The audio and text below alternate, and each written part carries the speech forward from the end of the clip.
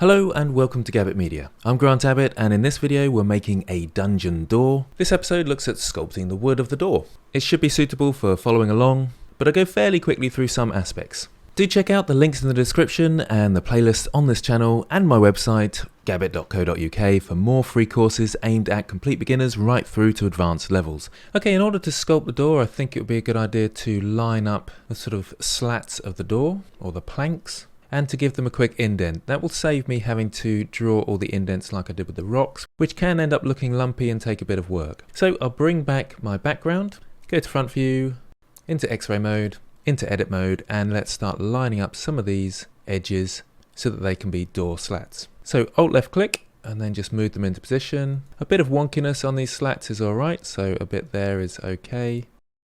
So we've got 1, 2, 3, 4. There's a smaller one there, but that should work out okay. What I might do as well is create some that are smaller than others. So I'll create another loop cut here. I'll press E for even, then it will follow the bottom edge flow rather than the one above. And then I can go in and delete some of these faces like this one and this one. I'll isolate it so I can see it easily and just go to edge mode. If I select that one, I can just press F, F, F, and it will fill those three in. If I go to solid mode, it's easier to see. So turn off X-ray mode, and this one F, F, and F.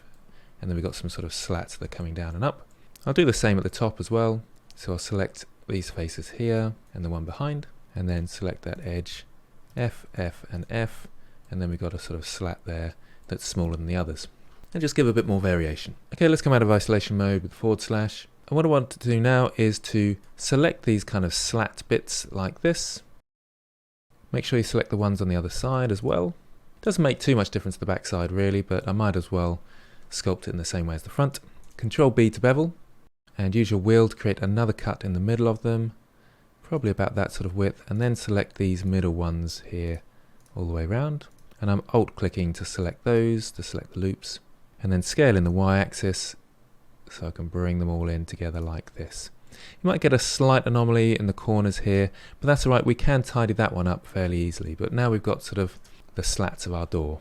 So cutting them with a bevel like that is the easiest way. Okay, we're ready for sculpt mode. Let's just double check that our item is at scale 1, and then we're ready for sculpting. Okay, let's start off with a remesh. So Shift R to check the size, and probably down to about 0.1 probably. Yeah, it's fairly fine because we've got the shape already, somewhere around there. So Control R to remesh. Let's start scraping out these angles here. In fact, I need to turn symmetry on in the Y so it happens on the other side as well. So let's start scraping these down a bit. Make my brush a little bigger. Okay, that's good. Let's go across the draw sharp now and draw some simple lines in. Let's carry these ones on, so make sure that's nice and clear. And draw some simple lines going up and down. Just basic to start off with. Okay, that's a reasonable start. I feel like I need to be a bit closer to the edge of the door here. I'm going to go into wireframe mode for that, front view, and use the grab brush for this, and just move some of this out and tidy it up just a touch. I want to be reasonably close to the edge there. A few gaps is fine, so about there looks a bit better. Okay, back to solid mode, and let's remesh a bit finer. Let's probably go down to 0.6, see what that's like. Control R, and back to the draw sharp. Let's see how that looks. It's good. We can go to the clay strips here and just indent some of these a little bit better. The clay strips seems to get these sort of chunkier edges better than the draw sharp, so I'm going to start using that just for these sort of chunkier areas. And obviously I'm holding down Control to dig in. Okay, let's isolate it now. And I might go a bit finer now for the detailed work, so something to maybe 0.2 or something like that. Just check your face count, make sure it's okay for your computer. Mine's chugging a little on this one. I might bring that down a touch. 2 million is probably a little bit too much. So we can probably go to 0.04. I'll actually type it in up here, that'll be a bit easier. Okay, so we're at 500,000, so much lower now, that's a bit better. Now with the draw sharp, let's see what that looks like.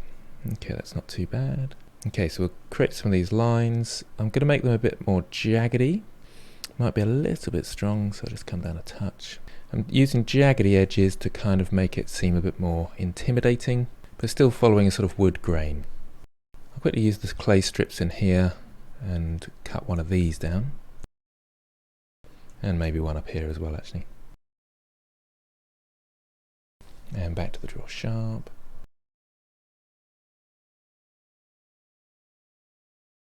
Okay, and a few sort of swirly details this time, as if there's sort of knots in the wood. Sometimes a good idea to vary your brush size on this. It seems to be working out okay. This is a fairly quick and fast approach. I'm kind of rushing it a bit, trying to keep these tutorials fairly short and show a sort of faster workflow. You can, of course, get a lot more detail in here if you want. Just put a bit of wood grain in here as well. Just watch out for the symmetry a little bit, so it can be very uniform. Okay, let's look at that out of isolation mode now. Still looks a little bit uniform, so I'm going to vary the shape a bit with the grab brush. I'll turn the symmetry off and just move it forwards and backwards slightly. And put a bit more weight into some of these areas like this. Let's just quickly do a remesh. Scrape some of these edges across here for weathering.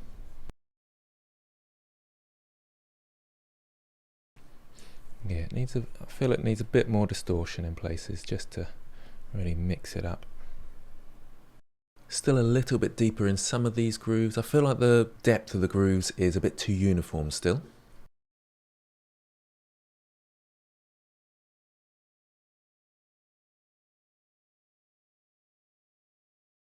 Actually going to smooth some of these out just to make them a little bit less pronounced.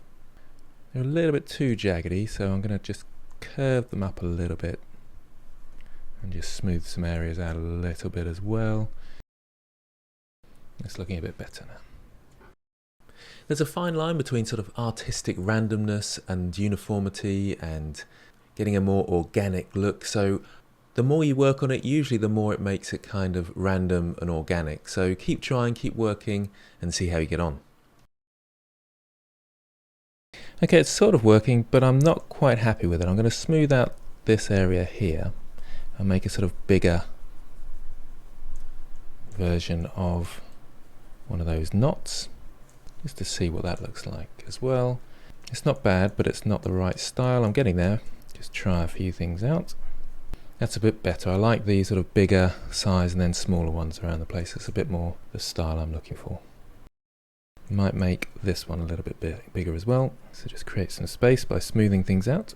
So if you're not happy, don't be afraid to kind of smooth areas out and redo them. It can be a little bit awkward to try and get it marrying in with the rest of the shape, but I think it's worth it. If things are looking too uniform or too random even, then go in, smooth some areas out and work on it again, especially when it comes to this sort of fine detail areas like this. You might find you end up doing that quite a lot when it comes to the last level of detail. So we've got all the big shape in there, and we're just working on the minute details to make things look really interesting and characterful. And I'm going to create one in here as well. Might look a little bit even, but hopefully it's going to work. It doesn't work with the slats though, because we've got a slat coming down there. So it needs to be a little bit more up in this direction like this. Too uniform. Getting there though. Hopefully it's helpful to see my full process like this with all mistakes included. I think I'm much closer to the style that I like now. Might be a little bit over the top, bit too much detail maybe, but we can see about that when it comes to the baking, if we choose to do that later. Okay, so it took a little while the wood, but I think I'm reasonably happy with how it's going. So there we have it, the door and sculpting wood. Thanks for watching, thanks for all your support, and I'll see you next time.